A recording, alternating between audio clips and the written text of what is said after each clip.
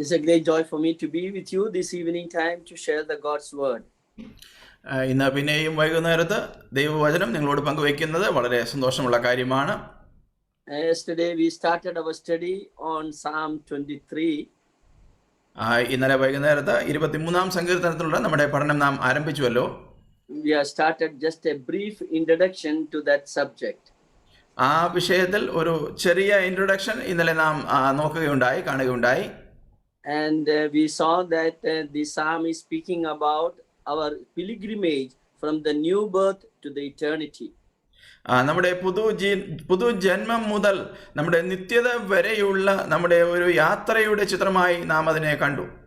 Even though it is only 6 verses, it contains a lot of spiritual experiences we are encountering day after day. 6 വാക്യങ്ങൾ മാത്രമേ ഈ സങ്കീർത്തനത്തിൽ നാം കാണുന്നുള്ളൂ എങ്കിൽ പോലും ധാരാളമായ അർത്ഥതലങ്ങൾ നമുക്ക് ഈ ചെറിയ സങ്കീർത്തനത്തിൽ കാണുവാനായിട്ട് കഴിയും. So as we study, definitely this is a very much comforting to the souls of us. തീർച്ചയായും നമ്മുടെ പ്രാണന് ധാരാളം ആശ്വാസം നൽകുന്ന ഒരു സങ്കീർത്തനമായി ഇത് ഇരിക്കുന്നു. Probably we may not understand all the technical things involved in this psalm. ഈ സങ്കീർത്തനത്തിൽ പ്രതിപാദിച്ചിരിക്കുന്ന എല്ലാ സാങ്കേതിക വശങ്ങളും ഒരുപക്ഷെ നാം മനസ്സിലാക്കി എന്ന് വരികയില്ല. But yet when you read, even a common man, he is comforted by this psalm. എങ്കിൽ പോലും ഒരു സാധാരണ മനുഷ്യൻ എന്നുള്ള നിലയിൽ നാം ഈ സങ്കീർത്തനത്തെ വായിക്കുമ്പോൾ പോലും നമുക്കത് വലിയ ആശ്വാസത്തിന് വക നൽകുന്നതാണ്. Yesterday I brought to your attention about twofold division of this psalm. ഈ സങ്കീർത്തനം 2 രീതിയിൽ വിഭജിക്കപ്പെട്ടിരിക്കുന്നതിനെ കുറിച്ച് നിങ്ങളുടെ ശ്രദ്ധയിലേക്ക് ഇന്നലെ കൊണ്ടുവരികയുണ്ടായല്ലോ. Especially I told you that it is divided into two verses. ഒന്നാമത് 2 വാക്യങ്ങളായി ഇതിനെ വിഭജിച്ചിരിക്കുന്നത് നാം ശ്രദ്ധിച്ചു. The first 2 verses is a divine provisions we see. ആദ്യത്തെ 2 വാക്യങ്ങളിൽ സ്വർഗീയമായ ആ കരുതലിന്റെ അനുഭവം നമുക്ക് കാണുകയുണ്ടായി. The second 2 verses speaks about the divine presence, 3 and 4. 3-4 വാക്യങ്ങളിൽ സ്വർഗീയ ആ സാമീപ്യം നാം കണ്ടു അവിടെ. And 5 and 6 speaks about divine promises. 5-6 വാക്യങ്ങളിൽ സ്വർഗീയമായ നമുക്കുള്ള വാഗ്ദത്തങ്ങൾ നാം കാണുകയുണ്ടായി. Now we will read that psalm and we will enjoy each verses has its own meaning in that. നാം ഈ സങ്കീർത്തനം നമുക്ക് ഇപ്പോൾ വായിച്ച് ആ ഓരോ വാക്യത്തിലുമുള്ള അതിന്റെ അർത്ഥം നമുക്ക് ആസ്വദിക്കുവാനായി കഴിയും. Let us read that. നമുക്ക് ഈ സങ്കീർത്തന ഭാഗം വായിക്കാം. യഹോവ എൻ്റെ ഇടയനാകുന്നു, എനിക്ക് മുട്ടുണ്ടാകുകയില്ല. പച്ചയായ പുൽപ്പുറങ്ങളിൽ അവൻ എന്നെ കിടത്തുന്നു, സ്വസ്ഥതയുള്ള വെള്ളത്തിനരികത്തേക്ക് എന്നെ നടത്തുന്നു. എൻ്റെ പ്രാണനെ അവൻ തണുപ്പിക്കുന്നു, തിരുനാമം നിമിത്തം എന്നെ നീതിപാതകളിൽ നടത്തുന്നു. കൂരിരുൾ താഴ്വരയിൽ കൂടി നടന്നാലും ഞാൻ ഒരു അനർത്ഥവും ഭയപ്പെടുകയില്ല. നീ എന്നോടുകൂടി ഇരിക്കുന്നുവല്ലോ, നിന്റെ വടിയും കോലും എന്നെ ആശ്വസിപ്പിക്കുന്നു. എൻ്റെ ശത്രുക്കൾ കാണുക നീ എനിക്ക് വിരുന്നൊരുക്കുന്നു, എൻ്റെ തലയെ എണ്ണ കൊണ്ട് അഭിഷേകം ചെയ്യുന്നു, എൻ്റെ പാനപാത്രം നിറഞ്ഞ് കവിയുന്നു. നന്മയും കരുണയും എൻ്റെ ആയുഷ്കാലമൊക്കെയും എന്നെ പിന്തുടരും. ഞാൻ യഹോവയുടെ ആലയത്തിൽ ദീർഘകാലം വസിക്കും. If you want to give a title to each of these verses, ഈ ഓരോ വാക്യത്തിന് നാം ഒരു തലവാചകം നൽകുകയാണെങ്കിൽ, please you note down, these are the following titles you can give to these verses. ഈ തലവാചകങ്ങൾ നമുക്ക് ഓരോ വാക്യത്തിനും നൽകുവാനായിട്ട് കഴിയും. In the first verse we see the Lord is my shepherd, I shall not want. ആദ്യത്തെ വാക്യത്തിൽ നാം വായിക്കുന്നത് യഹോവ എൻ്റെ ഇടയനാകുന്നു, എനിക്ക് മുട്ടുണ്ടാകുകയില്ല എന്നാണ്. That means the psalmist is saying that Lord is my savior, he is my savior. അതായത് സങ്കീർത്തനക്കാരനോട് പറയുന്നത് ഈ യഹോവ എൻ്റെ രക്ഷകനാണ്. In the second verse we see that he maketh me to lie down in green pasture, he leads me beside the still waters. 2-ാം വാക്യത്തിൽ സങ്കീർത്തനക്കാരൻ പറയുന്നത് പച്ചയായ പുൽപ്പുറങ്ങളിൽ അവൻ എന്നെ കിടത്തുന്നു, സ്വസ്ഥതയുള്ള വെള്ളത്തിനരികത്തേക്ക് എന്നെ നടത്തുന്നു എന്നാണ്. Yes, he is my leader.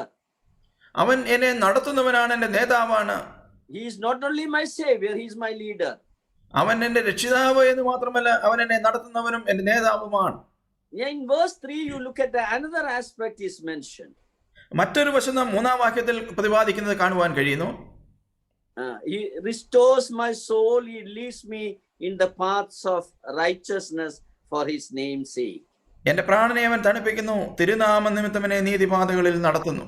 In my spiritual journey, in my pilgrim, sometimes I may fall. എൻ്റെ ആത്മീയ ജീവിതത്തിൽ ഒരുപക്ഷെ ഞാൻ വീണുപോകുവാനുള്ള സാധ്യതയുണ്ട്. But at that time, nobody else is there to help me. My shepherd used to come and help me. He restores my soul. അത്തരം ഒരു സാഹചര്യത്തിൽ എന്നെ സഹായിക്കുവാൻ മറ്റാരുമില്ല. എൻ്റെ ആത്മീയ നേതൃത്വം ഏറ്റെടുത്തവൻ തന്നെയാണ് കടന്നു വരികയും അവൻ എന്നെ വീണ്ടും എന്നെ ആശ്വാസത്തിന്റെ അനുഭവത്തിലേക്ക് വരുത്തുകയും ചെയ്യുന്നത്. Of course, Malayalam wording is not that much clarity, but the English gives a very clear. That means fallen state, from the fallen state, he restores me back. We can go into detail later on. മലയാളത്തിൽ കാണാത്ത ഒരു പ്രയോഗം നമുക്ക് ഇംഗ്ലീഷിലൂടെ കാണുവാനായിട്ട് കഴിയും. എൻ്റെ പ്രാണനെ അവൻ വീണ്ടെടുക്കുന്നു എന്നൊരു പ്രയോഗം നമുക്ക് ഇവിടെ കാണുവാൻ കഴിയുന്നു. That is the meaning of that verse, verse 3. That means he is my restorer. മൂന്നാം വാക്യത്തിൽ നമുക്ക് അങ്ങനെ തന്നെ കാണുവാൻ കഴിയും, അവൻ എന്നെ വീണ്ടെടുത്ത് യഥാസ്ഥാനപ്പെടുത്തുന്നു. Now in verse 5 and verse 4 we see another aspect of the shepherd. നാലാം വാക്യത്തിലേക്ക് വരുമ്പോൾ ഈ ഇടയന്റെ മറ്റൊരു വശം നമുക്ക് ഇവിടെ കാണുവാൻ കഴിയുന്നു. The sheep and the shepherd, they are walking through the valley. ഈ ആടും ഇടയനും ചേർന്ന് ഈ താഴ്വരയിൽ കൂടി നടക്കുകയാണ്. He will never leave the sheep alone in the darkness. ഈ ഇരുട്ടിന്റെ അനുഭവത്തിൽ അവൻ ഒരിക്കലും ആടിനെ തനിയെ വിടുകയില്ല. And the sheep is very confident about it. I shall not fear evil because thou art with me. തീർച്ചയായും ഈ ആടിന് വളരെ ഉറപ്പ് അക്കാര്യത്തിലുണ്ട്. ഒരു അനർത്ഥവും ഞാൻ ഭയപ്പെടുകയില്ല, കാരണം നീ എന്നോട് കൂടെ ഇരിക്കുന്നു. Yes, we see him as a comforter here. അവൻ എന്നെ ആശ്വസിപ്പിക്കുന്നവനായി നമുക്കിവിടെ കാണുവാൻ കഴിയുന്നു. Thy rod and thy staff, they comfort me. നിന്റെ വടിയും കോലും എന്നെ ആശ്വസിപ്പിക്കുന്നു. So you can give a title, my comforter, verse 4. എന്റെ ആശ്വാസപ്രദൻ എന്നൊരു വാക്യം, ഒരു തലവാചകം നമുക്ക് നാലാം വാക്യത്തിൽ നൽകുവാൻ കഴിയും. In verse 5 we see another aspect that the shepherd is doing for the sheep. അഞ്ചാം വാക്യത്തിലേക്ക് വരുമ്പോൾ ഈ ആട്ടിടയൻ ആടിന് ചെയ്യുന്ന മറ്റൊരു കാര്യം നമുക്ക് കാണുവാൻ കഴിയുന്നത്, It says he is preparing a table for me. അവൻ എനിക്ക് ഒരു വിരുന്നൊരുക്കുന്നു, ഒരു മേശ ഒരുക്കുന്നു. Not only that, surrounded by that area, so many enemies are there, but he preserves me in the midst of the enemies. തീർച്ചയായും അത് മാത്രമല്ല, ആ ഭാഗത്ത് അവന്റെ ചുറ്റുപാടും ധാരാളം ശത്രുക്കളുണ്ട്. ആ ശത്രുക്കളുടെ മധ്യത്തിലാണ് അവൻ എന്നെ കരുതുന്നത്. He anoints my head and my cup runneth over. അവൻ എന്റെ തലയെ എണ്ണ കൊണ്ട് അഭിഷേകം ചെയ്യുന്നു, എന്റെ പാനപാത്രം നിറഞ്ഞ കവിയുന്നു. So if you want to give a title for this verse, he is my provider. അവൻ എനിക്ക് വേണ്ടി കാര്യങ്ങൾ നന്നായി ഒരുക്കുന്നവനാണ് എന്ന് നമുക്ക് ഇവിടെ തലവാചകം കൊടുക്കുവാൻ കഴിയും. Yes, he prepares a table for me. അവൻ എനിക്ക് ഒരു മേശ ഒരുക്കുമ്പോൾ, Yeah, everything he provides for me. അവൻ എനിക്ക് വേണ്ടി സകലവും നന്നായി കരുതുന്നവനാണ്, ചെയ്യുന്നവനാണ്. Now the last verse, verse 6, we see that surely goodness and mercy shall follow me all the days of my life. ആറാം വാക്യത്തിലേക്ക് വരുമ്പോൾ അവസാന ഭാഗത്ത് നമുക്ക് കാണുവാൻ കഴിയുന്നത്, നന്മയും കരുണയും എന്റെ ആയുഷ്കാലമൊക്കെയും എന്നെ പിന്തുടരും. The sheep is so sure about the divine goodness. ഈ സ്വർഗീയമായ നന്മയെ കുറിച്ച് ഈ ആടിന് നല്ല ഉറപ്പുണ്ട്. And says that not that only one few days it comes, every day 365 days of my 1 year, his goodness and mercy shall follow me. അവൻ ചില ദിവസങ്ങൾ എന്നെ കരുതും എന്നല്ല, ഒരു വർഷത്തിന്റെ 365 ദിവസവും ആയുഷ്കാലമൊക്കെയും അവൻ എന്നെ പിന്തുടരുകയും കരുതുകയും ചെയ്യുന്നു. Yes, he is my well-wisher. അവൻ എന്നെ എന്റെ കാര്യം നന്നായി നോക്കുന്നവനാണ്. So you can give my well-wisher. That is the title you can give to this psalm. നാം ഈ ഒരു വാക്യത്തിന് നൽകുവാൻ കഴിയുന്നത് എനിക്ക് നന്നായി കാര്യങ്ങൾ ചെയ്യുന്നവൻ എന്നുള്ള നിലയിലാണ്. So when you study these verses, each verse you can develop your own title. Very beautifully it explains so many things about our shepherd. നാം തന്നെ പഠിക്കുമ്പോൾ ഈ ഓരോ വാക്യഭാഗത്തിനും നമുക്ക് നമ്മുടേതായ തലവാചകം കൊടുക്കുവാനും ആ രീതിയിൽ നമുക്ക് വ്യക്തിപരമായി ആഴത്തിൽ പഠിക്കുവാനും കഴിയും. Yesterday I was talking to you about the care. The Lord is my shepherd. The first part we considered. ഈ ആദ്യത്തെ ഭാഗത്ത് യഹോവ എന്റെ ഇടയനാകുന്നു എന്നുള്ള നിലയിൽ അവന്റെ കരുതലിനെ കുറിച്ചാണ് നാം കഴിഞ്ഞ ദിവസം ചിന്തിച്ചത്. And we have seen that he is my creator. അവൻ എന്റെ സൃഷ്ടിതാവാണ് എന്ന് നാം കണ്ടു. Not only that, he is my redeemer. അവൻ എന്നെ രക്ഷിക്കുന്നവനാണ് എന്ന് നാം കണ്ടു. The third thing we saw that he calls me by my name. അവൻ എന്നെ വീണ്ടെടുപ്പുകാരൻ എന്നുള്ള നിലയിൽ മാത്രമല്ല, എന്നെ പേർ ചൊല്ലി വിളിക്കുന്നവനാണ് എന്നത് നാം കണ്ടു. Or in other words, he cares for me. അവൻ എനിക്ക് വേണ്ടി നന്നായി കരുതുന്നവനാണ്. So that is why I love to be under his lordship. അതുകൊണ്ടാണ് ഞാൻ അവന്റെ കർത്തൃത്വത്തിന് കീഴിലായിരിക്കാൻ ആഗ്രഹിക്കുന്നത്. He is my Lord, he is my Savior. അവൻ എൻ്റെ കർത്താവാണ്, അവൻ എൻ്റെ രക്ഷിതാവാണ്. And we have seen how he cares for his sheep. അവന്റെ ആടിന് വേണ്ടി അവൻ എത്രമാത്രം കാര്യങ്ങൾ കരുതുന്നു എന്ന് നാം കണ്ടു. If you read John's Gospel chapter 10, we see so many things are mentioned about the care of the shepherd towards the sheep. യോഹന്നാന്റെ സുവിശേഷം 10-ാം അധ്യായത്തിലേക്ക് വരുമ്പോൾ ഒരു ഇടയൻ എങ്ങനെ ആടിനെ കരുതുന്നു എന്നുള്ളതിന്റെ വിവിധ വശങ്ങൾ നാം കാണുന്നുണ്ട്. It is very surprising how he can remember all the hundreds of names of the sheep. I don't know. By name he calls the sheep. നൂറുകണക്കിന് ആടുള്ള ഒരിടയന് എങ്ങനെ അവയെ ഓരോന്നിനെയും പേർ ചൊല്ലി വിളിക്കുവാനായി കഴിയുന്നു എന്ന് ഞാൻ അതിശയിച്ചിട്ടുണ്ട്. And really a good shepherd, a elder, should know the name of his congregation, each and every person.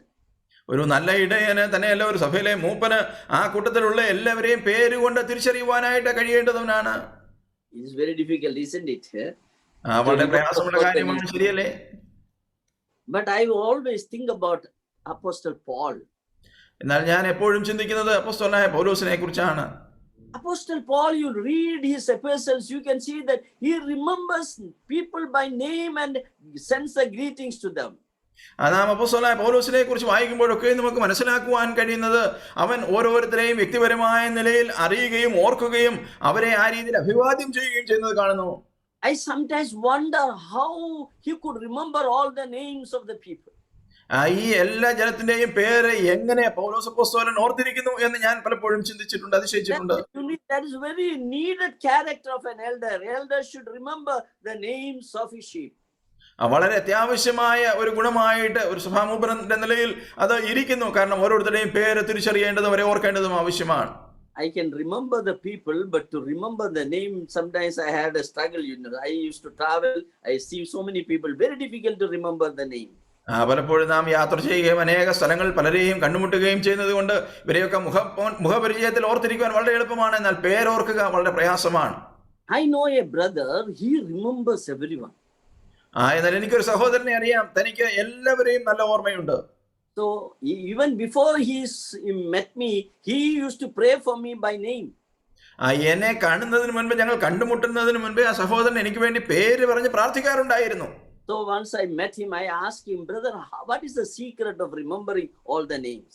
ഒരിക്കൽ ഞാൻ തന്നെ കണ്ടുമുട്ടിയപ്പോൾ ആ രീതിയിൽ തന്നോട് ചോദിക്കുകയുണ്ടായി, എങ്ങനെയാണ് ഈ പേരുകളൊക്കെയും സഹോദര ഓർത്തിരിക്കുന്നത്, എങ്ങനെയാണ് അതിന്റെ രഹസ്യം എന്താണ്? Then he told me like this. ഇങ്ങനെയാണ് പ്രിയപ്പെട്ടവൻ മറുപടി പറഞ്ഞത്.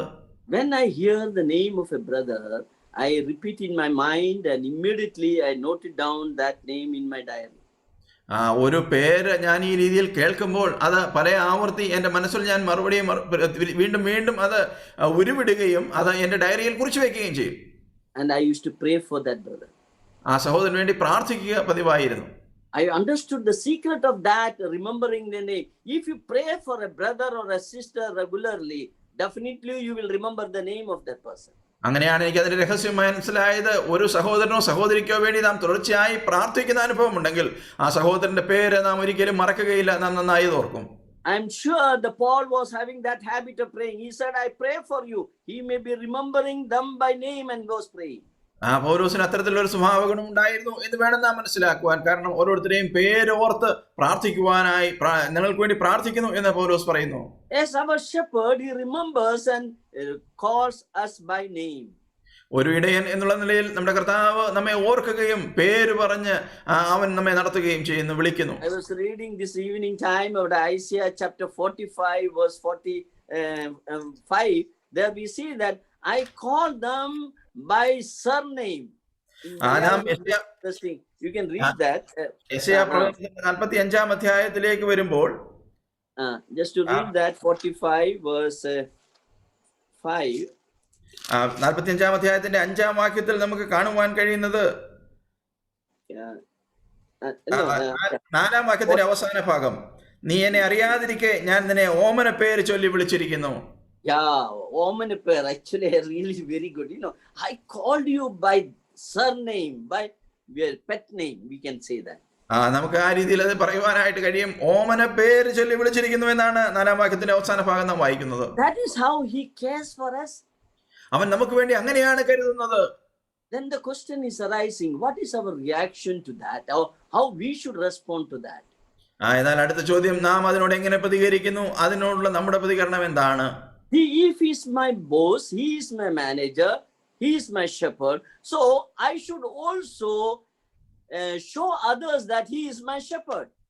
അവൻ എൻ്റെ ഇടയനാണെങ്കിൽ, അവൻ എൻ്റെ ബോസ് ആണെങ്കിൽ, അല്ലെങ്കിൽ എൻ്റെ മേലുദ്യോഗസ്ഥനാണെങ്കിൽ ഞാനത് എങ്ങനെ കാണിക്കണം? അവൻ എൻ്റെ ഇടയനാണ് എന്ന് ഞാൻ മറ്റുള്ളവരെ അത് കാണിക്കേണ്ടിയിരിക്കുന്നു. Yeah, everyone should know that wherever I am working, in a working place or in a college or in a neighborhood, everyone should know that my master is the Lord Jesus Christ. നാം എവിടെയായിരുന്നാലും, നാം ജോലി ചെയ്യുന്ന സ്ഥലത്താകട്ടെ, നാം കോളേജിലാകട്ടെ, അല്ലെങ്കിൽ നമ്മുടെ സമൂഹത്തിലാകട്ടെ, ചുറ്റുമുള്ളവർ മനസ്സിലാക്കേണ്ടത് എൻ്റെ യജമാനൻ ആരാണ് എന്നുള്ളതാണ്. In the olden days, when a master purchases a slave, on his body he gives a mark. പഴയ കാലഘട്ടത്തിൽ ഒരു യജമാനൻ ഒരു ഭൂവുടമ ഒരു അടിമയെ വാങ്ങുമ്പോൾ തൻ്റെ മേൽ ഒരു അടയാളം വയ്ക്കുന്നു. നാം ചൂടടയാളം അതിനെക്കുറിച്ച് വായിക്കുന്നു. So whenever, if he runs away, everybody will understand that slave who is running away, he belongs to so and so master. ഒരുവൻ അത്തരത്തിൽ ഓടിപ്പോകുന്ന ഒരു അനുഭവം, അടിമ ഓടിപ്പോകുന്ന അനുഭവം ഉണ്ടെങ്കിൽ കാണുന്നവർക്കൊക്കെ മനസ്സിലാക്കുവാനായിട്ട് കഴിയും ഇവൻ ഇന്ന വ്യക്തിയുടെ അടിമയാണ് എന്നുള്ളത്. Look at the Galatians chapter 6 verse 17. That is what Paul is mentioning there. Galatia ലേഖനം 6-ാം അധ്യായത്തിന്റെ 17-ാം വാക്യത്തിലേക്ക് വരുമ്പോൾ പൗലോസ് എന്താണ് അവിടെ പറയുന്നത് എന്ന് നാം ഒന്ന് ശ്രദ്ധിക്കുക. That is how he say, just we'll read. ഞാൻ യേശുവിന്റെ ചൂടടയാളം എന്റെ ശരീരത്തിൽ വഹിക്കുന്നു. അങ്ങനെയാണ് നാം അവിടെ പൗലോസിന്റെ വാക്കുകൾ വായിക്കുന്നത്. That means in his body, that means everybody can understand Paul belongs to Lord Jesus Christ. കാരണം അതിന്റെ യഥാർത്ഥമായ അർത്ഥം എന്നുള്ളത് പൗലോസിനെ കാണുന്നവർക്കൊക്കെയും മനസ്സിലാക്കുവാൻ കഴിയുന്നത് ഈ പൗലോസ് യേശുക്രിസ്തുവിന് ചേർന്നവനാണ്. When a shepherd goes and buy a sheep, ഒരു ആട്ടിടയൻ പോയി ഒരു ആടിനെ വാങ്ങുന്ന സമയത്ത് maybe 100 or 200 sheep he will bring, and he paid the money for that. ഒരു 100-200 ആടിനെ അവൻ വാങ്ങുന്നു, അത് വില കൊടുത്ത് വാങ്ങിയതാണ്. Then when he brings it at home, he will take a sharp knife and give a mark on the body of this sheep. ഒരു നല്ല മൂർച്ചയുള്ള കത്തി എടുത്തിട്ട് ഈ ആടിന്റെ ശരീരത്തിൽ ചില അടയാളങ്ങൾ അവൻ ഇടുന്നത് കാണുവാനായിട്ട് കഴിയും. Especially on the ear, he will make a mark so that everyone should know that this sheep belongs to him. ഈ ആടിന് ചില അടയാളങ്ങൾ കൊടുത്തിട്ട് ഈ ആട് ആരുടെ വകയാണ് എന്നുള്ളത് തിരിച്ചറിയത്തക്ക രീതിയിൽ ചില അടയാളങ്ങൾ വെക്കുന്നത് കാണുവാൻ കഴിയും. You can see in the picture the plastic tags they have, and with the tag they can tag it so that everyone will understand this sheep belongs to whom. ചില പ്ലാസ്റ്റിക് ടാഗുകൾ മുഖാന്തരം ഈ രീതിയിൽ അടയാളപ്പെടുത്തുന്ന രീതി ഇടയന്മാരുടെ ഇടയിലുണ്ട്. അത് മുഖാന്തരം അവർക്ക് കാണുവാനായിട്ട് ഇത് ആരുടേതാണ് എന്ന് കാണുവാനായിട്ട് കഴിയും. So if that sheep is missed or wherever it goes, everyone will show that sheep is belonging to that so and so master. ഈ ഒരു ആട് നഷ്ടപ്പെട്ടു പോയ ഒരു അനുഭവം ഉണ്ടെങ്കിൽ ഈ കാണുന്ന ആർക്കും ഇത് മനസ്സിലാകും ഇതിന്റെ ഉടയവൻ ആരാണ്, ഇതിന്റെ യജമാനൻ ആരാണ് എന്നുള്ളത്. Same way, wherever we are as believers, all should know that we belong to whom or who is our shepherd. അതുപോലെ തന്നെ നാം എവിടെ ആയിരുന്നാൽ പോലും മറ്റുള്ളവർ നമ്മെ കാണുന്നവർക്കൊക്കെയും തിരിച്ചറിയുവാനായിട്ട് കഴിയണം നാം ആരുടെ വകയാണ് എന്നുള്ളത്. Whether people can identify you as a believer, as the sheep of the Lord Jesus Christ in your workplace. പ്രിയ ദൈവജനമേ, നാം ജോലി ചെയ്യുന്ന സ്ഥലത്ത് നമ്മുടെ ചുറ്റുപാടുകളിൽ ഈ കർത്താവിന്റെ ശിഷ്യരാണ് എന്നുള്ള നിലയിൽ, വിശ്വാസികൾ എന്നുള്ള നിലയിൽ നമ്മെ എത്ര പേർക്ക് തിരിച്ചറിയുവാൻ കഴിയുന്നുണ്ട്? We should exhibit a wonderful testimony in our workplace. നമ്മുടെ ജോലി സ്ഥലത്ത് നല്ലൊരു സാക്ഷ്യം നാം പുലർത്തേണ്ടത് വളരെ ആവശ്യമാണ്. Everyone should know that I belong to Lord Jesus Christ. He is my Lord. He is my shepherd. നമ്മെ കാണുന്നവർ ഓരോരുത്തരും തിരിച്ചറിയേണ്ടത് ഞാൻ കർത്താവിന്റെ വകയാണ്, അവൻ എൻ്റെ ഇടയനാണ് എന്നുള്ളത് അവർ കാണുന്നവർ നമ്മെ തിരിച്ചറിയണം. When I was reading, I was remembering about a slave in the Jewish background. യഹൂദ പശ്ചാത്തലത്തിലുള്ള ഒരു അടിമയെ കുറിച്ച് ഞാൻ ഇത് വായിച്ചുകൊണ്ടിരുന്നപ്പോൾ ശ്രദ്ധിക്കുകയുണ്ടായി. We know very well that passage, Exodus chapter 21, we read about a Hebrew servant. പുറപ്പാട് പുസ്തകത്തിന്റെ 21-ാം അധ്യായത്തിലേക്ക് വരുമ്പോൾ എബ്രായനായ ഒരു അടിമയെ കുറിച്ച് നാം അവിടെ വായിക്കുന്നുണ്ട്. He becomes a poor, he can sell himself to a master. അവൻ വളരെ കഷ്ടത്തിലായിട്ട് തന്നെത്താൻ പോയി ഒരു യജമാനനെ തന്നെത്താനെ വിൽക്കുകയാണ്. 6 years he is a slave to that master. 6 വർഷക്കാലം അവൻ ആ യജമാനന് അടിമയായി കഴിയുന്നു. But the 7th year, he has the liberty to go freely. ആ 7-ാം വർഷം തനിക്ക് സ്വതന്ത്രനാകുവാനുള്ള സ്വാതന്ത്ര്യമുണ്ട്. But when he realizes that his master is so good and caring, he may take an option that he can be the slave continuously in his life. എന്നാൽ ഈ തന്റെ യജമാനൻ വളരെ നീതിയുള്ളവനും നല്ലവനുമാണെന്ന് തിരിച്ചറിഞ്ഞിട്ട് തുടർച്ചയായി ജീവിതകാലമൊക്കെയും തന്റെ അടിമയായിരിക്കുവാനുള്ള ഒരു തീരുമാനം തനിക്ക് തന്നെ എടുക്കുവാനായിട്ട് കഴിയും. On the 7th year, the master will say, now you can go freely, you are a free man. 7-ാം വർഷത്തിൽ യജമാനന് തന്നോട് പറയും, നീ ഒരു സ്വതന്ത്രനായ വ്യക്തിയാണ്, നിനക്ക് സ്വാതന്ത്ര്യത്തോടെ പോകാമെന്ന് പറയും. Then Hebrew servant, he said, no, I don't want to go. You are the best master. I want to serve you all throughout my life. എന്നാൽ ഈ എബ്രായദാസൻ യജമാനന്റെ അടുത്ത് പോയിട്ട്, ഞാൻ ഇനി വിട്ടുപോവുകയില്ല, ജീവിതകാലമൊക്കെയും ഞാൻ നിന്റെ അടിമയായിരുന്നോളാം, ദാസനായിരുന്നോളാം എന്ന് പറയുന്നുവെങ്കിൽ, once he says that one commitment, then the master has to take him near a doorpost. അങ്ങനെ അവൻ തീരുമാനമെടുക്കുകയും പറയുകയും ചെയ്യുകയാണെങ്കിൽ വാതിൽപ്പടിയോളം അവനെ കൂട്ടിക്കൊണ്ടുപോകണം. And he should take a sharp needle and pierce his ears. ആ വാതിൽപ്പടിയോട് ചേർത്ത് നിർത്തിയിട്ട് നല്ല മൂർച്ചയുള്ള ഒരു സൂചി എടുത്തിട്ട് തന്റെ ചെവി തുളയ്ക്കണം. And when anyone see that mark in his ear, everybody will understand he is a slave and his master is very good. തീർച്ചയായും അവനെ കാണുന്നവർ, ആ അടയാളത്തോടുകൂടി അവനെ കാണുന്നവർ മനസ്സിലാക്കുന്ന കാര്യം അവൻ ഒരു അടിമയാണ് എന്ന് മാത്രമല്ല, അവന്റെ യജമാനൻ വളരെ നല്ലവനാണ് എന്നവർ മനസ്സിലാക്കുന്നു. Oh, that servant is proclaimed the goodness of his master.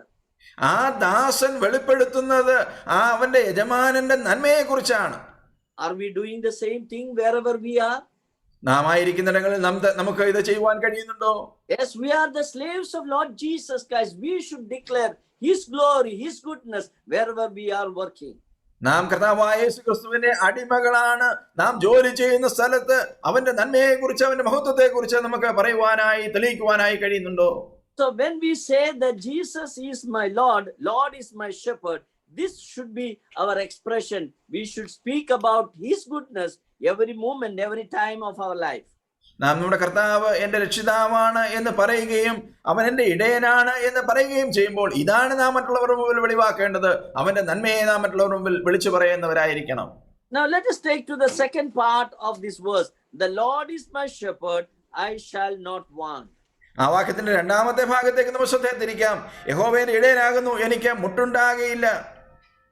Yes, I shall not want. The sheep is fully satisfied under the care of the shepherd.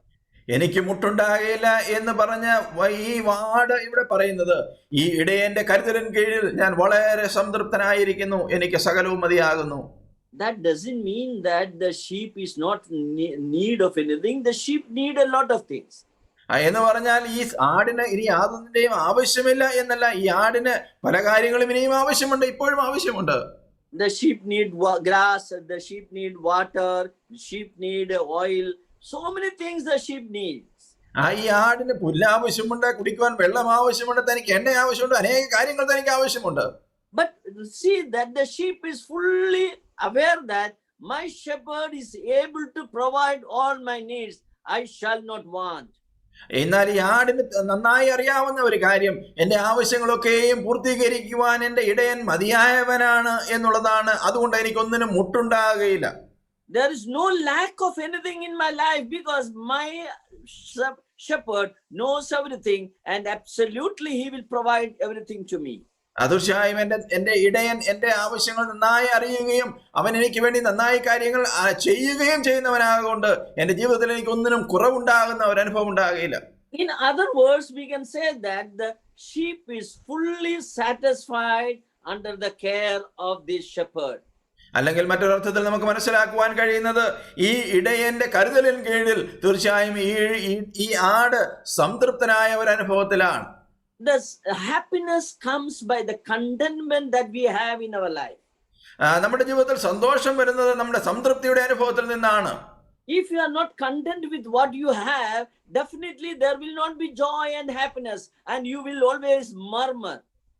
നമുക്കുള്ളത് കൊണ്ട് നമുക്ക് സംതൃപ്തമായ ഒരു അനുഭവം നമ്മുടെ ജീവിതത്തിൽ ഇല്ലെങ്കിൽ നമുക്ക് ഒരിക്കലും സന്തോഷം ഉണ്ടാകുകയില്ല, മറിച്ച് നാം പിറുപിറുക്കുന്ന അനുഭവത്തിലായിത്തീരും. We read about the people of Israel, they continuously were murmuring population.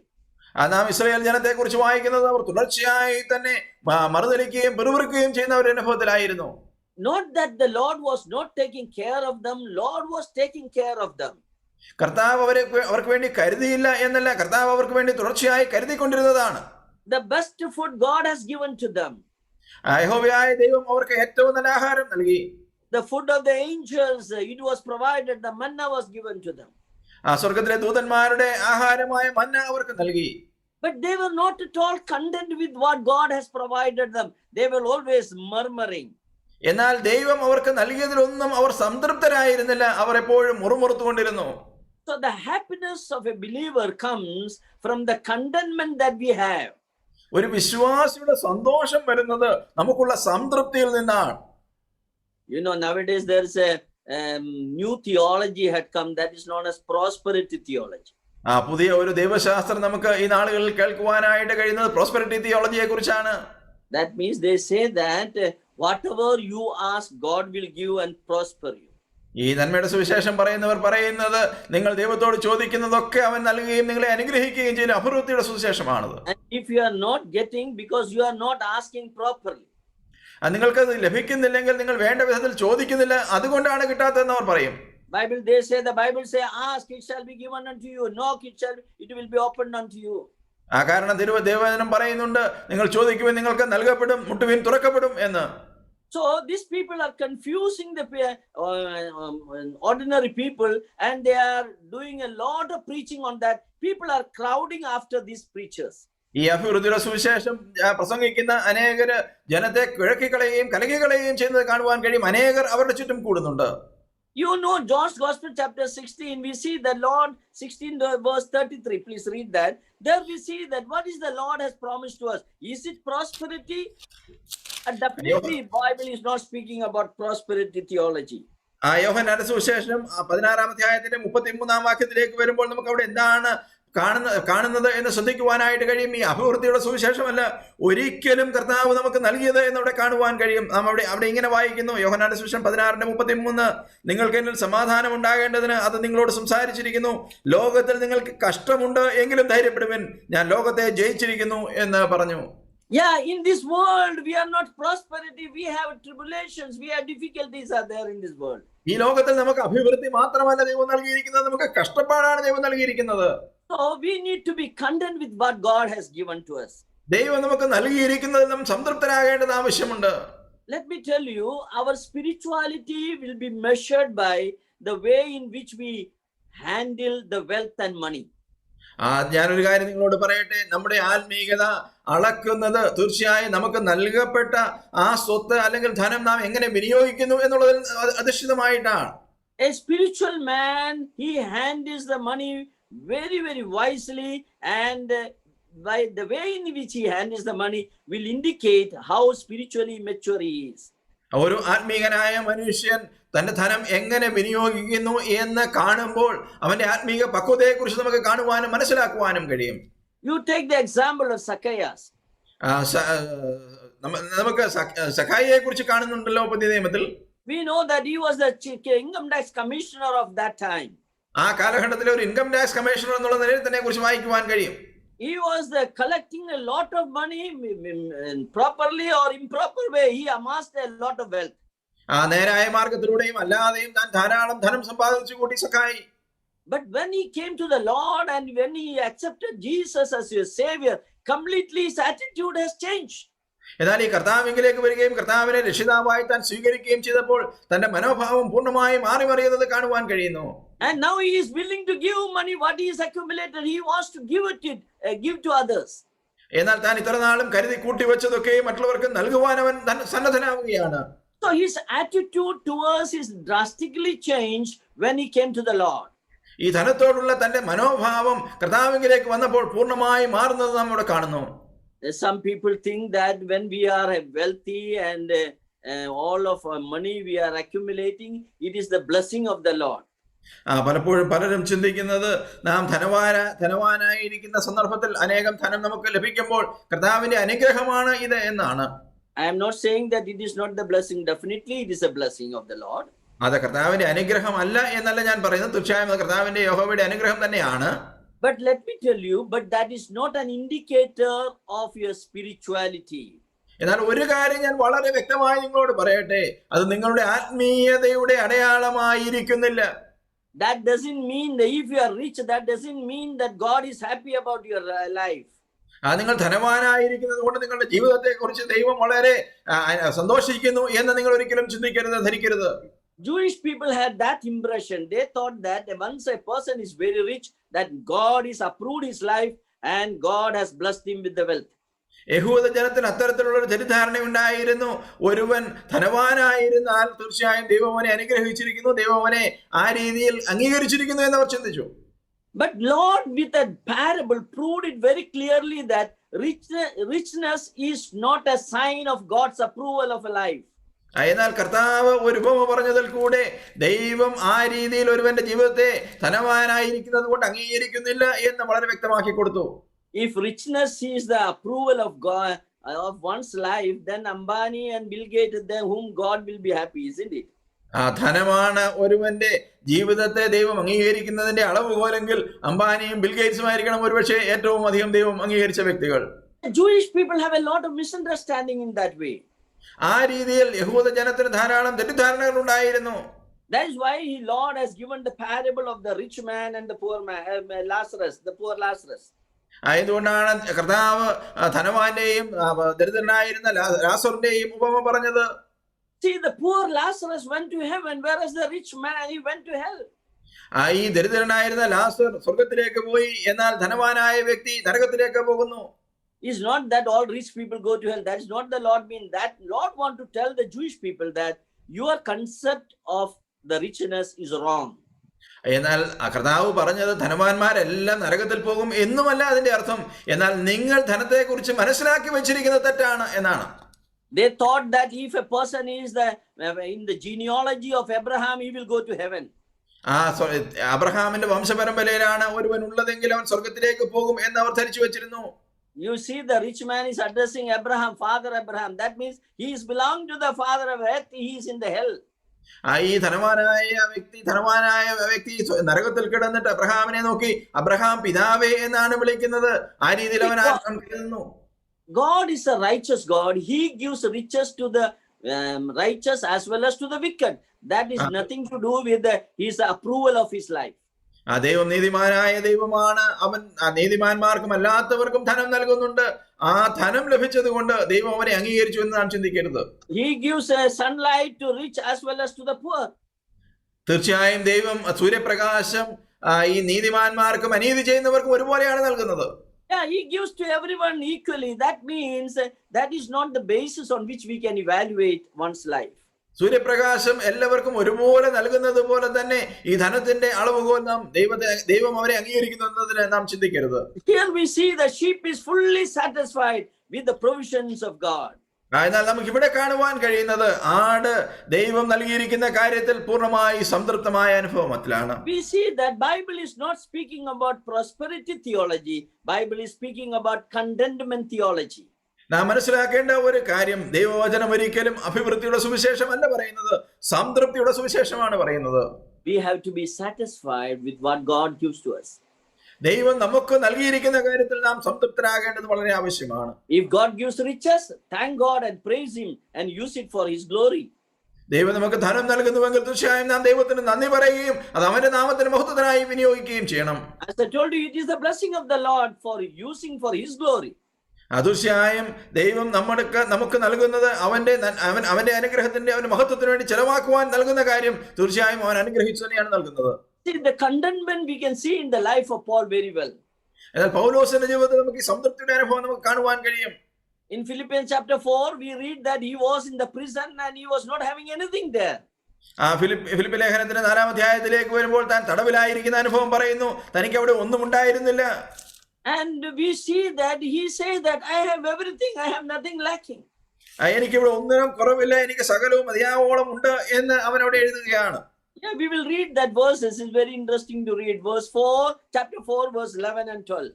Philippi ലേഖനം 4-ാം അധ്യായത്തിന്റെ 11-12 വാക്യങ്ങൾ വായിച്ചാൽ വളരെ വളരെ മനോഹരമായ ഒരു ഭാഗമാണ് നമുക്ക് വായിക്കാം. ഫിലിപ്പ് ലേഖനം 4-ാം അധ്യായം 11-12 വാക്യങ്ങൾ. ബുദ്ധിമുട്ട് നിമിത്തമല്ല ഞാൻ പറയുന്നത്, ഉള്ള അവസ്ഥയിൽ അലംഭാവത്തോടെ ഇരിക്കുവാൻ ഞാൻ പഠിച്ചിട്ടുണ്ട്. താഴ്ചയിലിരിക്കുവാനും സമൃദ്ധിയിലിരിക്കുവാനും എനിക്കറിയാം. തൃപ്തനായിരിക്കുവാനും വിശന്നിരിക്കുവാനും സമൃദ്ധിയിലിരിക്കുവാനും ബുദ്ധിമുട്ട് അനുഭവിക്കുവാനും എല്ലാം ഞാൻ ശീലിച്ചിരിക്കുന്നു. What a wonderful verse, isn't it? A jailer, he's a prisoner. He said that I am fully satisfied. I know to live in abundance as well as in scarcity. എത്രയോ മനോഹരമായ ഒരു വാക്യമായിട്ട് ഇതിരിക്കുന്നു. താൻ ജയിലറയിലാണ് ഇന്നിരിക്കുന്നത്, എന്നാൽ താൻ പറയുകയാണ് സമൃദ്ധിയിൽ ഇരിക്കുവാനും വിശന്നിരിക്കുവാനും ഒക്കെയും എനിക്കറിയാം. Chapter 4 verse 18 you read. 4-ാം അധ്യായത്തിന്റെ 18-ാം വാക്യം. ഇപ്പോൾ എനിക്ക് വേണ്ടുന്നത് എല്ലാം ഉണ്ട്, സമൃദ്ധിയായും ഇരിക്കുന്നു. നിങ്ങളായി ആശീർവദിക്കുന്നു. Can we able to say these words? Actually really wonderful. I have all, I am full. നമുക്ക് ഇത് നമ്മുടെ അനുഭവമായി നമുക്ക് പറയുവാനായിട്ട് കഴിയുമോ? ഇപ്പോൾ എനിക്ക് വേണ്ടുന്നത് എല്ലാം ഉണ്ട്, സമൃദ്ധിയുമായിരിക്കുന്നു എന്ന്. A man who is in the prison having not even a penny, he says that I have all, I am full. That is the secret of behind the happiness of a believer. കയ്യിൽ ഒരു ചില്ലിക്കാശുമില്ല പോലുമില്ലാതെ തടവറയിലായിരിക്കുന്ന ഒരു വ്യക്തിയാണ് ഇപ്പോൾ പറയുന്നത് എനിക്ക് സകലവും ഉണ്ട് എന്ന്. If God gives you something, enjoy it, no problem. It is the God's blessing. And if God is not giving also, you should be happy and thank God in the absence of that. ദൈവം നിങ്ങൾക്ക് എന്തെങ്കിലും നൽകിയിട്ടുണ്ടെങ്കിൽ തീർച്ചയായും ദൈവത്തിന്റെ അനുഗ്രഹമാണ്. അത് നന്നായി പ്രയോജനപ്പെടുത്തുക, അതിൽ സംതൃപ്തരായിരിക്കുക. ദൈവം നിങ്ങൾക്ക് നൽകാതെ ഇരിക്കുന്നുവെങ്കിൽ അതും നിങ്ങളെ നടത്തുന്ന വിധമാണ് എന്ന് മനസ്സിലാക്കി ദൈവത്തോട് നന്ദിയുള്ളവരായിരിക്കുക. Habakkuk knew this principle very well. ഈ ഒരു മനോഭാവം തീർച്ചയായും ഹബക്കൂക്കിന് അറിയാമായിരുന്നു.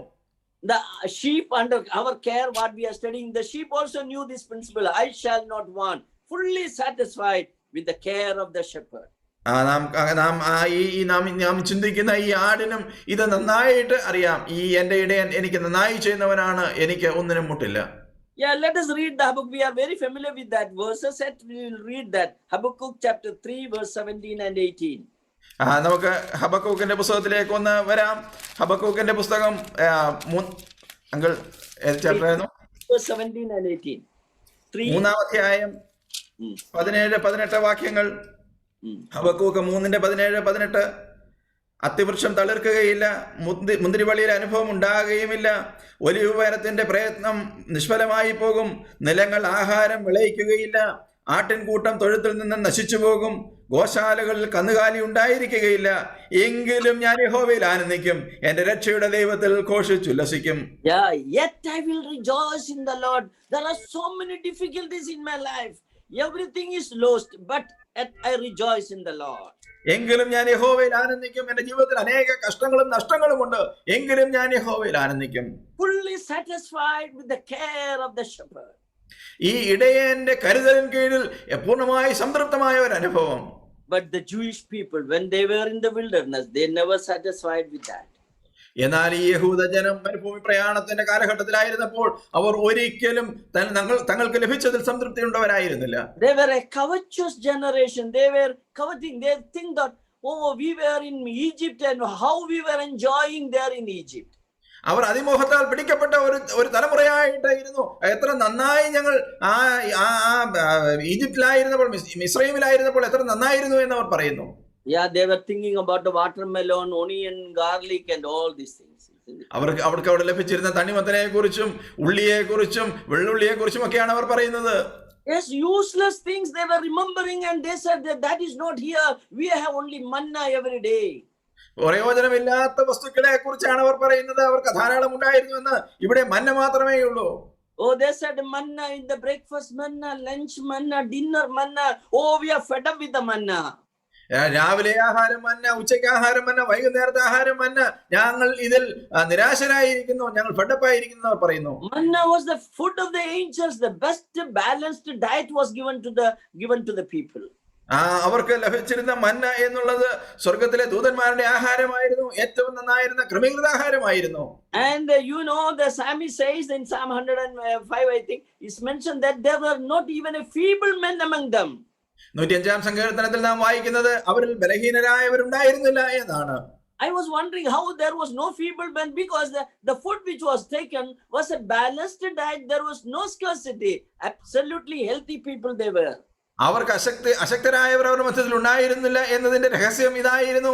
അവർക്ക് ക്രമീകൃതമായ നല്ല ഒരു ആഹാരമായിരുന്നു അവർക്ക് ലഭിച്ചിരുന്നത്. Yet they murmured against God. എന്നാൽ അവർ കർത്താവിന് യഹോവയ്ക്ക് നേരെ അവർ പിറുപിറുത്തു. That is not right for us. We should be satisfied with what God gives to us. തീർച്ചയായും അത് നല്ല ഒരു അനുഭവമല്ല. ദൈവം നമുക്ക് നൽകുന്നതിൽ നാം സംതൃപ്തിയുള്ളവരായിരിക്കണം. And because of that, we read that they were all perished in the wilderness. നാം അതുകൊണ്ടാണ് അവരെ കുറിച്ച് വായിക്കുന്നത്, അവരൊക്കെയും മരുഭൂമിയിൽ പട്ടുപോയി. They could not enter into the land which is flowing with the honey and milk. തേനും പാലും ഒഴുകുന്ന ആ ദേശത്ത് കടക്കുവാൻ അവർക്ക് കഴിഞ്ഞില്ല. Let me tell you, our shepherd may do the same thing in our life also. ഞാനും നിങ്ങളോട് പറയട്ടെ, നമ്മുടെ ജീവിതത്തിൽ ഒരുപക്ഷെ നമ്മുടെ ഇടയനും ഇത് തന്നെ നമ്മോട് ചെയ്തേക്കാം. If we are not satisfied with what God gives to us, sometimes He sends some type of punishment to us also. നമുക്ക് നൽകപ്പെട്ടതിൽ നാം സംതൃപ്തിയുടെ അനുഭവത്തിൽ ജീവിക്കുന്നില്ലെങ്കിൽ ഒരുപക്ഷെ നമുക്ക് പിന്നീട് ശിക്ഷയുടെ അനുഭവം ദൈവം അയച്ചേക്കാം. Among the sheep, some sheep are there, they are not at all satisfied what the shepherd gives.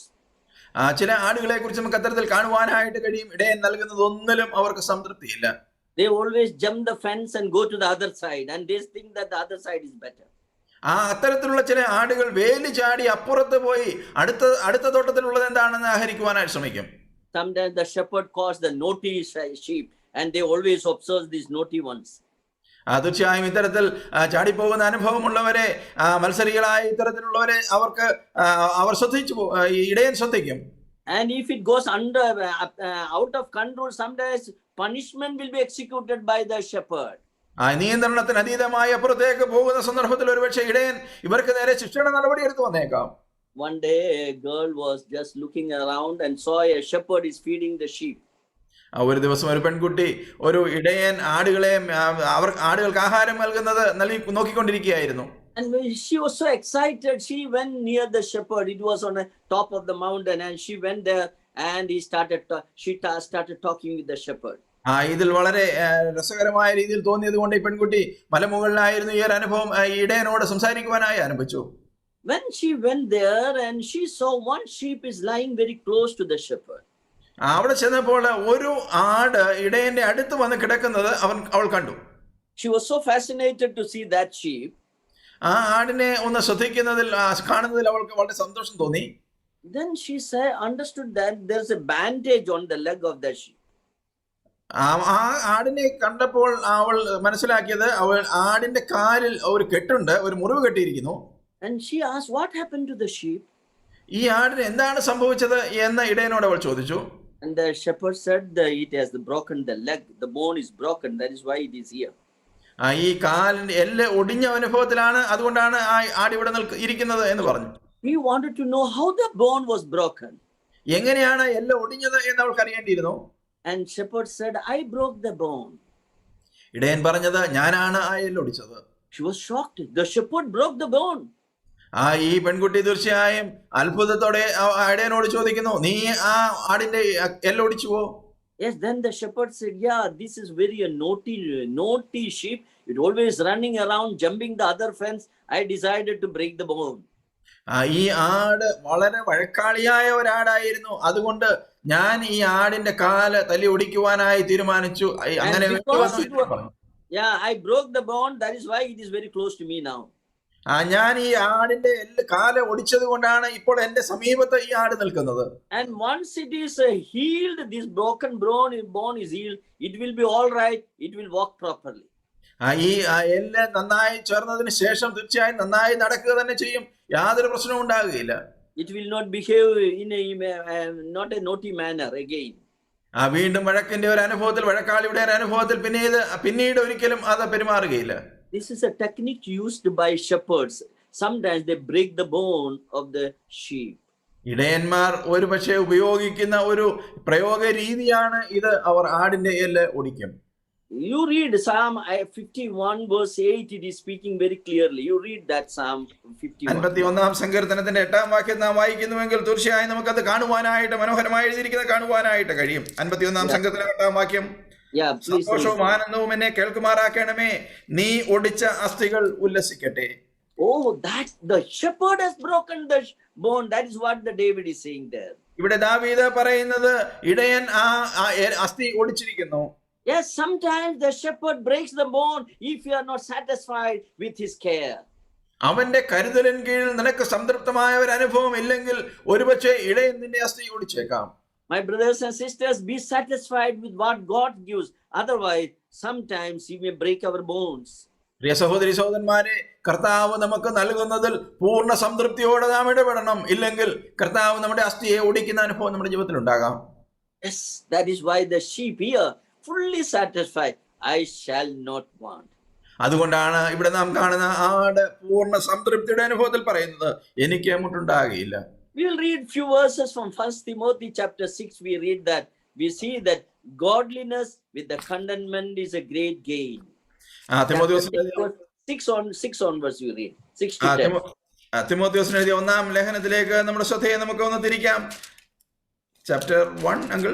Chapter 6 verse 6 to 10. 1 തിമോഥെയോസ് 6 മുതൽ 10 വരെയുള്ള വാക്യങ്ങൾ നമുക്ക് ഒന്ന് ശ്രദ്ധിക്കാം. നാം അവിടെ വായിക്കുന്നത്, അവർ ദൈവഭക്തി ആദായ സൂത്രമെന്ന് വിചാരിക്കുന്നു. അലംഭാവത്തോടു കൂടിയ ദൈവഭക്തി വലുതായ ആദായമാകുന്നു താനും. ഇഹലോകത്തിലേക്ക് നാം ഒന്നും കൊണ്ടുവന്നിട്ടില്ല, ഇവിടെ നിന്ന് യാതൊന്നും കൊണ്ടുപോകുവാനും കഴിയുന്നതുമല്ല. ഉണ്ണുവാനും ഉടുക്കുവാനും ഉണ്ടെങ്കിൽ മതി എന്ന് നാം വിചാരിക്കുക. ധനവാന്മാരാകുവാൻ ആഗ്രഹിക്കുന്നവർ പരീക്ഷയിലും കെണിയിലും കുടുങ്ങുകയും മനുഷ്യർ സംഹാരനാശങ്ങൾ മുങ്ങിപ്പോകുവാൻ ഇടവരുന്ന മൗഢ്യവും ദോഷകരവുമായ പല മോഹങ്ങൾക്കും ഇരയായിത്തീരുകയും ചെയ്യും. ദ്രവ്യാഗ്രഹം സകലവിധ ദോഷത്തിനും മൂലമല്ലോ. ഇത് ചിലർ കാംക്ഷിച്ചിട്ട് വിശ്വാസം വിട്ടുഴന്ന് ബഹുദുഃഖങ്ങൾക്ക് അധീനരായി തീർന്നിരിക്കുന്നു. Here Paul is telling the believers, be content with what God has given to you. ഇവിടെ പൗലോസ് അപ്പോസ്തലൻ വിശ്വാസികളോട് പറയുന്നത്, നിങ്ങൾക്ക് നൽകപ്പെട്ടതിൽ, നിങ്ങൾക്ക് ലഭിച്ചതിൽ സംതൃപ്തിയുടെ അനുഭവത്തിൽ നിങ്ങളായിരിക്കണം. Be content. If God gives you food and the raiment, be happy with that. ദൈവം നിങ്ങൾക്ക് ആഹാരവും വസ്ത്രവും നൽകുന്നുണ്ടെങ്കിൽ നിങ്ങൾ സംതൃപ്തരായിരിക്കണം, അതിൽ നിങ്ങൾ സന്തോഷിക്കണം. If God gives more, thank God for that. There is nothing wrong in that, having wealth. ദൈവം നിങ്ങൾക്ക് അധികം നൽകുന്നുവെങ്കിൽ തീർച്ചയായും ദൈവത്തിന് നന്ദി പറയുക. ധനം ഉണ്ടായിരിക്കുന്നത് ഒരിക്കലും തെറ്റായ ഒരു കാര്യമല്ല. But the wealth should not occupy our heart. That is the only thing. എന്നാൽ ധനം നമ്മുടെ ഹൃദയത്തെ പിടിച്ചടക്കുവാനായിട്ട് പാടില്ല. അതാണ് നാം ശ്രദ്ധിക്കേണ്ടത്. I always say we are not at all rich like Abraham. Abraham and Job and all, they were immensely rich because more than 300 servants were there in the house of Abraham. He was very rich. ഞാൻ എപ്പോഴും പറയാറുണ്ട്, അബ്രഹാമിനെ പോലെയോ യോബിനെ പോലെയോ ഒന്നും നാം ധനവാന്മാരല്ല. ഏതാണ്ട് 300-ലധികം ദാസന്മാർ തന്റെ ഭവനത്തിൽ ഉണ്ടായിരുന്നു എന്നാണ് നാം അബ്രഹാമിനെ കുറിച്ച് വായിക്കുന്നത്. The money never occupied their heart. എന്നാൽ ഈ ധനം അവരുടെ ഹൃദയത്തെ പിടിച്ചടക്കിയില്ല ഒരിക്കലും. So they used everything for God's glory and they were content with whatever they had. എന്നാൽ അവർക്ക് ലഭിച്ചതിലൊക്കെയും ദൈവത്തെ മഹത്വപ്പെടുത്തുകയും ദൈവനാമത്തിന് മഹത്വത്തിനായിട്ട് പ്രയോജനപ്പെടുത്തുകയും ചെയ്തു എന്നുള്ളത് കാണുവാൻ കഴിയുന്നു. The contentment we see in this sheep, and the sheep is fully content. I shall not want. നാം ഈ ആടിന്റെ അനുഭവത്തിൽ ഇവിടെ കാണുവാൻ കഴിയുന്ന സംതൃപ്തിയുടെ അനുഭവമാണ്. അവൻ പറയുന്നത്, എനിക്ക് മുട്ടുണ്ടാകുകയില്ല. Psalm 34 verse 10, we are very familiar. We will read that. Here we see how the God's children are completely content with what God gives to them. നമുക്ക് 34-ാം സങ്കീർത്തനത്തിന്റെ 10-ാം വാക്യത്തിലേക്ക് വരുമ്പോൾ ദൈവജനം എങ്ങനെ സംതൃപ്തിയോടെ ഇരിക്കുന്നു എന്നുള്ളത് അവിടെ വായിക്കുവാനായിട്ട് കഴിയും. 34:10, ബാലസിംഹങ്ങളും ഇര കിട്ടാതെ വിശന്നിരിക്കും, യഹോവയെ അന്വേഷിക്കുന്നവർക്ക് ഒരു നന്മയ്ക്കും കുറവില്ല. Yeah, the young lions do lack, but those who they suffer hunger, but they who seek the Lord shall not lack any good thing. God will provide all our needs. ബാലസിംഹങ്ങളും ഇര കിട്ടാതെ വിശന്നിരിക്കും, യഹോവയെ അന്വേഷിക്കുന്നവർക്ക് ഒരു നന്മയ്ക്കും കുറവില്ല. തീർച്ചയായും ദൈവം നമുക്ക് ആവശ്യമായതൊക്കെയും നൽകും. God will provide all our needs, but not all our greed. നമ്മുടെ ആവശ്യങ്ങളൊക്കെയും ദൈവം നൽകും, എന്നാൽ ദൈവം നമ്മുടെ അതിമോഹങ്ങൾ നൽകുമെന്ന് നാം ചിന്തിക്കരുത്. This verse, whenever I read Psalm 34 verse 10, I remember an incident. ഈ 34-ാം സങ്കീർത്തനത്തിന്റെ 10-ാം വാക്യം ഞാൻ വായിക്കുമ്പോഴൊക്കെയും ഒരു സംഭവകഥ എന്റെ മനസ്സിലേക്ക് വരും. You know, the Silas Fox, one of the well-known preacher in Andhra Pradesh. Silas Fox എന്ന പേരുള്ള ആന്ധ്രാപ്രദേശിൽ വന്ന നന്നായി അറിയപ്പെടുന്ന ഒരു കർത്താസൻ ഉണ്ടായിരുന്നല്ലോ. Of course, he came to Kerala also and preached many places in Kerala. കേരളത്തിലും അനേക സ്ഥലങ്ങൾ വന്ന് താൻ പ്രസംഗിച്ചിട്ടുണ്ട്. I was reading his biography, very touching biography. തന്റെ ജീവചരിത്രം ഞാൻ വായിക്കുകയായിരുന്നു. വളരെ നല്ല ഒരു അനുഭവമാണ് അവിടെ. He had many children. തനിക്ക് അനേക കുഞ്ഞുങ്ങളുണ്ടായിരുന്നു. And because the family was very big, sometimes they have some difficulties to meet the basic needs. തന്റെ കുടുംബം വളരെ വലുതായിരുന്നത് കൊണ്ട് തങ്ങളുടെ അടിസ്ഥാന ആവശ്യങ്ങൾ നിറവേറ്റുന്നതിൽ പലപ്പോഴും പ്രയാസങ്ങൾ ഉണ്ടായിരുന്നു. So their children used to read this Psalm 34 verse 10 like this. 34-ാം സങ്കീർത്തനത്തിന്റെ 10-ാം വാക്യം അതുകൊണ്ട് ആ കുഞ്ഞുങ്ങൾ ഇങ്ങനെ വായിക്കാറുണ്ടായിരുന്നു. The young lions do lack and suffer hunger, ബാലസിംഹങ്ങൾ ഇരകിട്ടാതെ വിശന്നിരിക്കും. but the little foxes who seek the Lord shall not lack any good thing.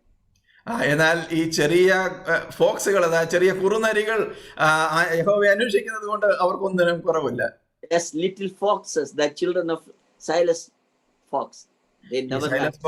Silas Fox എന്ന സഹോദരന്റെ മക്കളായ കുറുനരികൾ അഥവാ ചെറിയ ഫോക്സുകളെ കുറിച്ചാണ് അവർ പറയുന്നത്. As God's people, He provides the needed thing, and we need to be satisfied with the things of God. ദൈവത്തിന്റെ ജനത്തിന് ആവശ്യമായതൊക്കെയും ദൈവം നൽകും. അവൻ നൽകുന്നതിൽ തീർച്ചയായും നാം സംതൃപ്തിയുള്ളവരായിരിക്കണം. So here the sheep is fully satisfied with what God has given to them.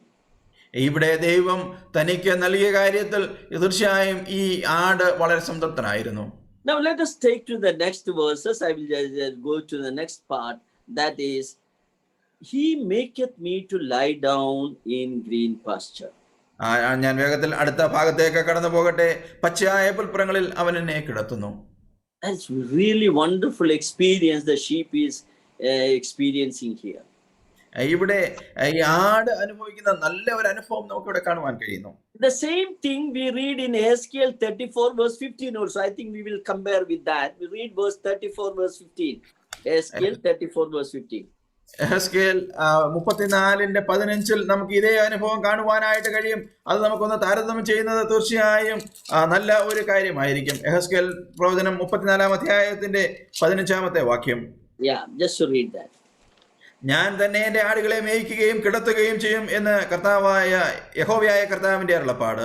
Yeah, He maketh the sheep to lie down. That means the shepherd knows when a sheep lies down. ഒരു ഇടയൻ തീർച്ചയായും ഈ ഒരു ആട് എപ്പോഴാണ് കിടക്കേണ്ടത് എന്നറിയാം. അതുകൊണ്ട് അവൻ അതിനെ കിടത്തുക തന്നെ ചെയ്യും. Of course, mothers can understand it easily because you know how you make your little child to sleep, how struggling sometimes to make them to sleep, isn't it? അമ്മമാർക്ക് ഇത് കുറച്ചുകൂടി നന്നായി മനസ്സിലാക്കുവാനായിട്ട് കഴിയും. നിങ്ങളുടെ കൊച്ചു കുഞ്ഞുങ്ങൾ ഉറങ്ങുവാനായി ചിലപ്പോൾ കഷ്ടപ്പെടുന്നതും പ്രയാസപ്പെടുന്നതും അവരെ ഉറക്കുന്നതിന്റെയും പ്രയാസം. The same way, a shepherd knows what are the requirements for a sheep to lie down in a green pasture. ഒരു ആടിന് പച്ചയായ പുൽപ്പുറത്ത് കിടക്കേണ്ടതിന്റെ ആവശ്യം എന്താണ് എന്നുള്ളത് വളരെ വ്യക്തമായി ഒരു ഇടയന് അറിയാം. And he provides all the needs for that sheep so that it will lie down in a green pasture. ആ ആടിന് ആവശ്യമായതൊക്കെയും ഇടയൻ നൽകുകയും ആ രീതിയിൽ അതിനെ പച്ചയായ പുൽപ്പുറത്ത് കിടത്തുകയും ചെയ്യും. At least 4 things are needed for a sheep to lie down in a green pasture. ഒരു ആടിനെ പച്ചയായ പുൽപ്പുറത്ത് കിടക്കുവാൻ ഏറ്റവും കുറഞ്ഞത് 4 കാര്യങ്ങൾ ആവശ്യമാണ്. Yeah, please note down. The sheep should be without fear. If the free from fear, then only it will lie down in a green pasture. നിങ്ങൾ അത് ശ്രദ്ധിക്കുക. ഒന്ന്, ആടിന് ഭയമുണ്ടാകാത്ത ഒരു അനുഭവം ഉണ്ടാകണം. Secondly, രണ്ടാമത്, it should be free from friction. You know, it is always the sheep has a tendency to fight each other. ഒരു കാര്യം നാം മനസ്സിലാക്കേണ്ടത്, ഈ ആടുകൾ തമ്മിൽ വഴക്കുണ്ടാക്കുന്ന ഒരു അനുഭവമുണ്ട്. അതുകൊണ്ട് തന്നെ സംഘർഷമില്ലാത്ത ഒരു അനുഭവത്തിൽ ആടുകളായിരിക്കണം. If there is no friction, then only it will lie down on a green pasture. തമ്മിൽ സംഘർഷമില്ലാത്ത ഒരു അനുഭവം ഉണ്ടെങ്കിൽ മാത്രമേ ആടുകൾ പച്ചപ്പുൽപ്പുറത്ത് കിടക്കുകയുള്ളൂ. The third requirement is that it should be free from flies. മൂന്നാമത്തെ ഒരു ആവശ്യം, അവിടെ ഈ ഈച്ചകളില്ലാത്ത ഒരു അനുഭവം വേണം. If the flies are there, they always move around the nose and creates a lot of problem for the sheep. It will not lie down on a green pasture. ഈച്ച ധാരാളമുള്ള ഒരു സ്ഥലത്താണെങ്കിൽ അവയെ വന്ന് ശല്യപ്പെടുത്തുന്നത് കൊണ്ട് അവർ തല കുലുക്കുകയും തല ആട്ടുകയും ഇളക്കുകയും ഒക്കെ ചെയ്യുകയും ആ രീതിയിൽ അവർ കിടക്കാത്ത ഒരു അനുഭവം ഉണ്ടാകും. And fourthly, it should be free from famine. Should have abundance of food, then only it will lie down in a green pasture. നാലാമത്, തനിക്ക് ക്ഷാമം ഉണ്ടാകരുത്, തനിക്ക് ധാരാളം ആഹാരം ആവശ്യമാണ്. അങ്ങനെയുള്ള ഒരു അനുഭവത്തിൽ മാത്രമേ ആട് പുൽപ്പുറത്ത് കിടക്കുകയുള്ളൂ. So you can remember very easily: free from fear, free from friction, free from flies, free from famine. നമുക്ക് ആ രീതിയിൽ നന്നായി ഓർക്കുവാനായിട്ട് കഴിയും.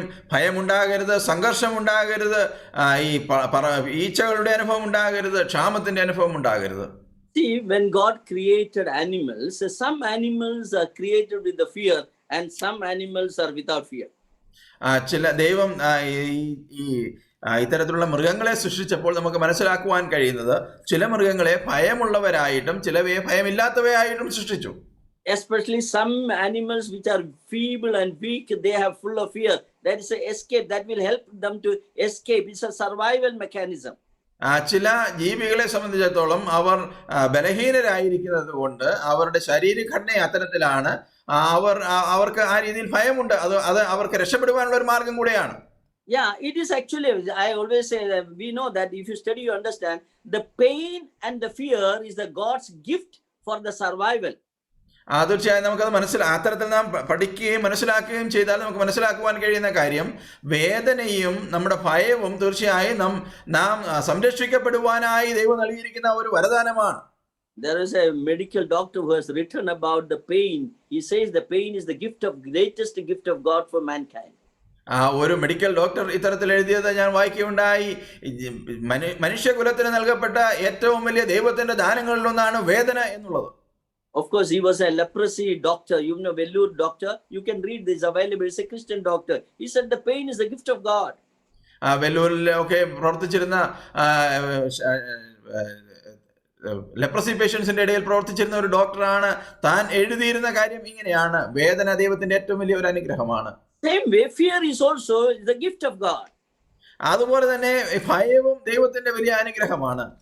For example, in Job chapter 40 and 41, if you read, there we see the reference of dinosaurs are mentioned there.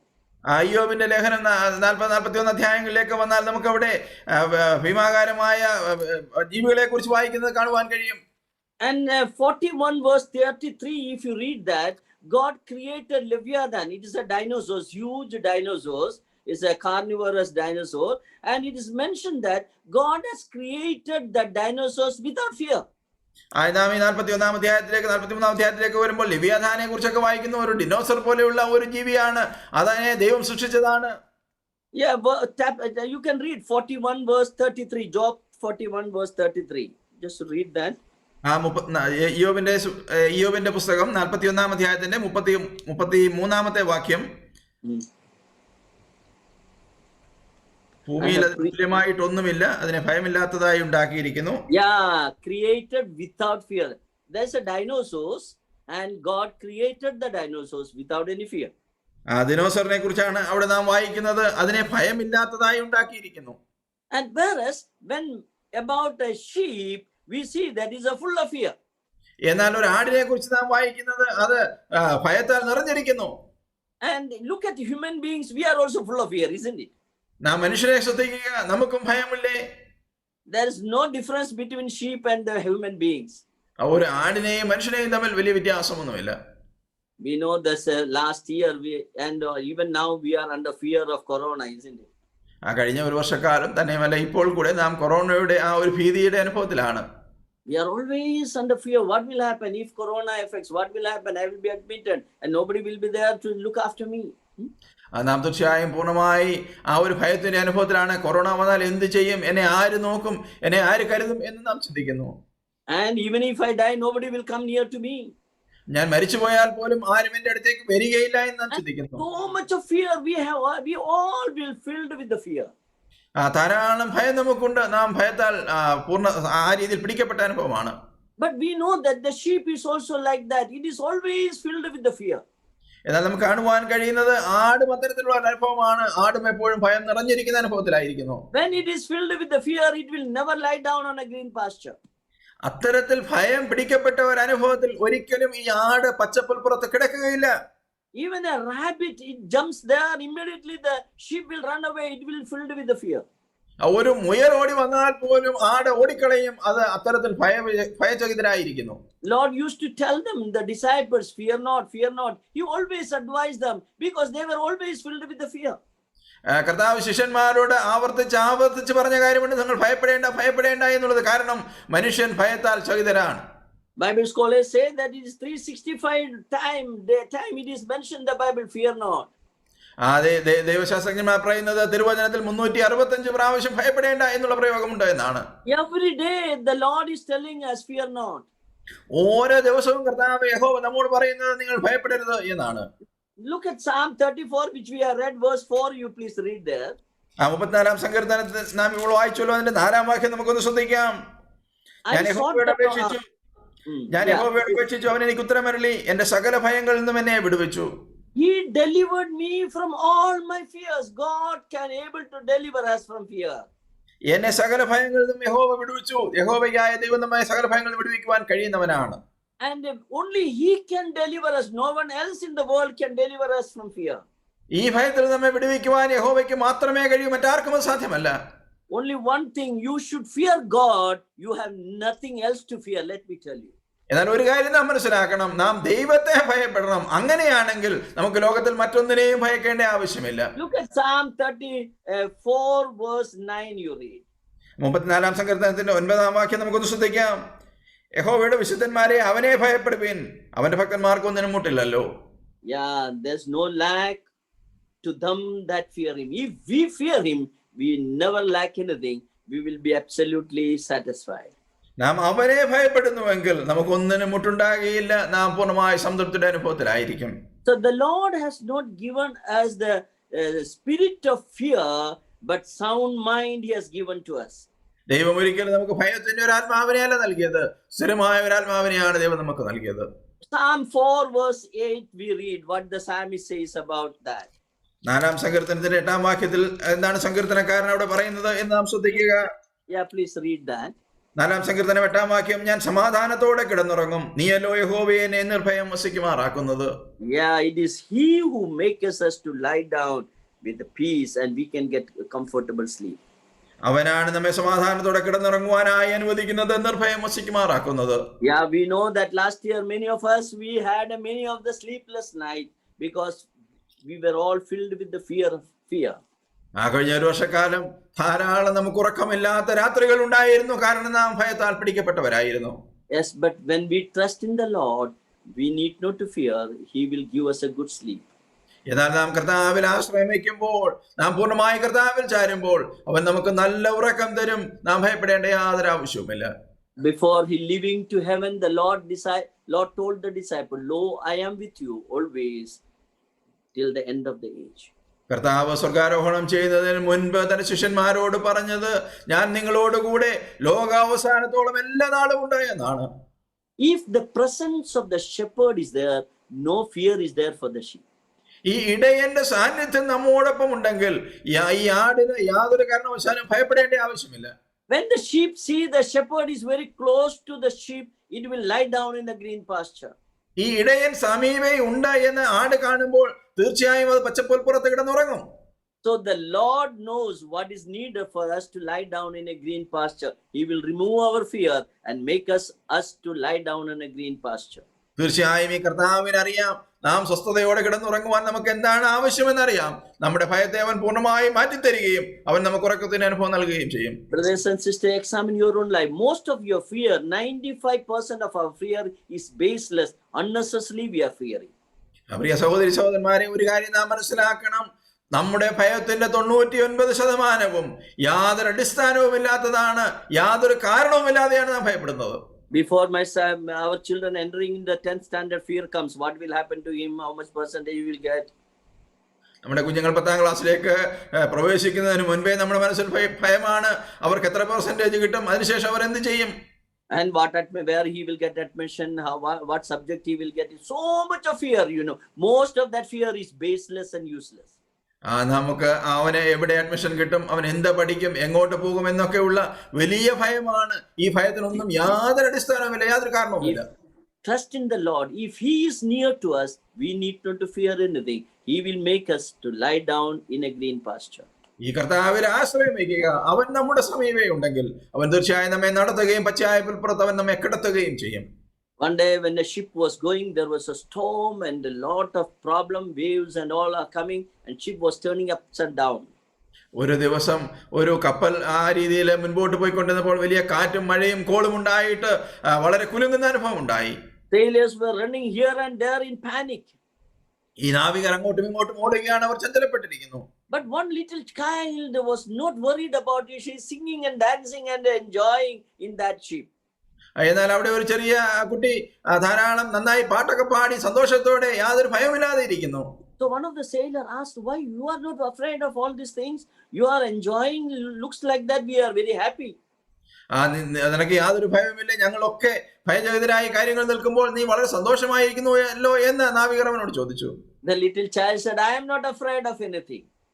ഈ ചെറിയ കുട്ടി പറഞ്ഞത്, എനിക്ക് യാതൊരു ഭയത്തിനും യാതൊരു കാരണവുമില്ല. Because my daddy is the captain of the ship. കാരണം ഈ കപ്പലിന്റെ കപ്പിത്താൻ എന്റെ പിതാവാണ്. As long as my daddy is the captain of the ship, I have no fear. ഈ കപ്പലിന്റെ കപ്പിത്താനായി എന്റെ പിതാവ് ഉള്ളിടത്തോളം കാലം എനിക്ക് യാതൊന്നും ഭയക്കുവാനില്ല. Brothers and sisters, we need not to be occupied by fear. Fear the Lord. As long as He is the captain of our ship, we need not to fear anything. പ്രിയ സഹോദരി സഹോദരന്മാരെ, യാതൊരു കാരണവശാലും നമ്മുടെ ജീവിതത്തിൽ ഭയം പിടിമുറുക്കുവാനായിട്ട് പാടില്ല. നാം ദൈവത്തിൽ മാത്രം ഭയപ്പെടുക, അവനെ മാത്രം ഭയക്കുക. അങ്ങനെയാണെങ്കിൽ നമ്മുടെ ജീവിതത്തിന്റെ കപ്പിത്താൻ അവനാകും. My shepherd knows what is needed for me to lie down in a green pasture. First thing, His presence is needed. He will make me to lie down in a green pasture. എന്റെ ഇടയന് നന്നായിട്ട് ഈ കാര്യം അറിയാം. എനിക്ക് പച്ചയായ പുൽപ്പുറത്ത് കിടക്കുവാൻ എനിക്ക് ആവശ്യമുള്ളത് എന്താണ് എന്ന് എന്റെ ഇടയന് നന്നായി അറിയാം. അവൻ എന്റെ ഭയത്തെ മാറ്റിത്തരും. So if God willing, we'll continue the next part of that verse, how the shepherd makes us to lie down in a green pasture. ദൈവം അനുവദിക്കുന്നെങ്കിൽ തീർച്ചയായും നമുക്ക് അടുത്ത ദിവസം നമുക്ക് ഇതിന്റെ ബാക്കി ഭാഗം നമുക്ക് ചിന്തിക്കാനായിട്ട് നമുക്ക് കഴിയും. എങ്ങനെ അവൻ അവയെ കിടത്തുകയും ആ ആശ്വാസത്തിന്റെ അനുഭവത്തിൽ നടത്തുകയും ചെയ്യും എന്നുള്ളത് ദൈവം അനുവദിച്ചാൽ നമുക്ക് പിന്നീട് ചിന്തിക്കാം. May God bless this verse to our hearts. ഈ വാക്യങ്ങൾ മുഖാന്തരം ദൈവം നമ്മുടെ ഹൃദയങ്ങളെ അനുഗ്രഹിക്കുമാറാകട്ടെ. ദൈവവചനത്തിൽ നിന്ന് ആഴമേറിയ സത്യങ്ങൾ നമുക്ക് കേൾക്കുവാനൊക്കെ കർത്താവ് ഇടയാക്കിയത് ഓർത്ത്